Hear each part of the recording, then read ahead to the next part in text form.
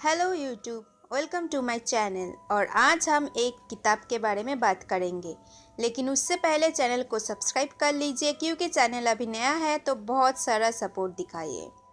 तो चलिए बढ़ते हैं वीडियो की तरफ। दोस्तों, हम सब होली बाइबल को जानते हैं, लेकिन क्या आप लोगों को पता है कि एक ऐसी किताब भी है जिसको भगवान ने नहीं बल्कि शैतान ने लिखा है।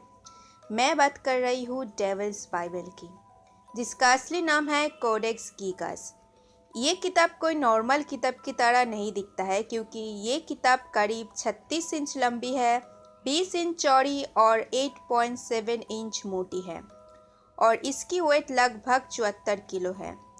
इस किताब में टोटल 320 पन्ने हैं और इस किताब की हर एक पन्ने को बनाने के लिए टोटल 160 गधे की चमड़ी को यूज़ किया गया है।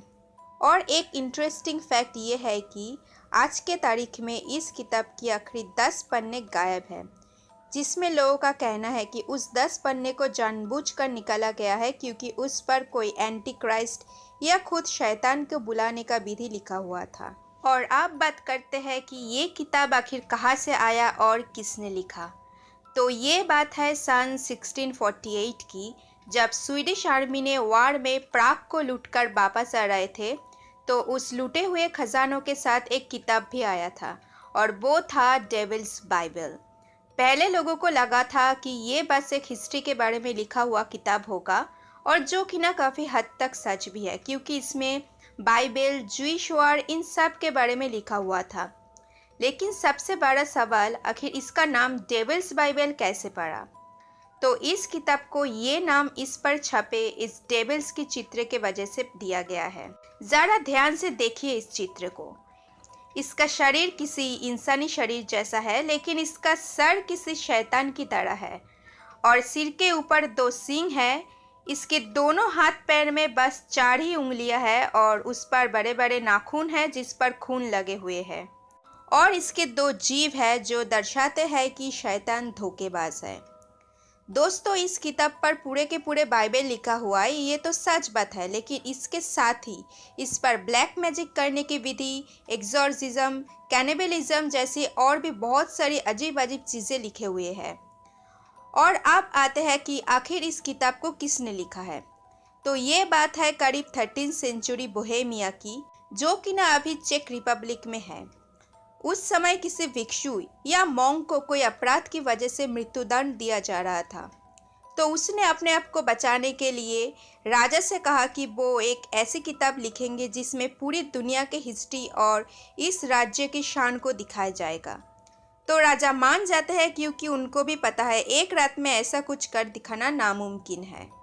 और जब उसने उस किताब को लिखने बैठा तो थोड़ी ही देर में उन्हें एहसास हो गया कि एक ही रात में इस किताब को कंप्लीट करना नामुमकिन है।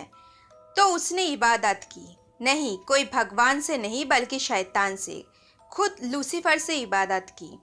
लूसीफर को उसने अपना रूह देने का सौदा किया, यानी कि वो लूसीफर को अपना रूह दे देगा, उसके बदले में लूसीफर एक रात में ये किताब पूरा करके देगा। इसलिए कहते हैं इस किताब में खुद डेविल का चित्र बनाया गया है। लेकिन इसमें वैज्ञानिकों का कहना है कि इस किताब को एक रात में कंप्लीट करना नामुमकिन है, क्योंकि इस किताब में सिर्फ लिखावट ही नहीं है बल्कि बहुत सारी शिल्प कलाएं भी है। और सब कुछ मिला के इस किताब को लिखने में कम से कम 30 साल का वक्त लगा है। लेकिन असली ट्विस्ट तो इसमें यह है कि इस किताब की लिखावट शुरू से लेकर आखिर तक एकदम एक समान है।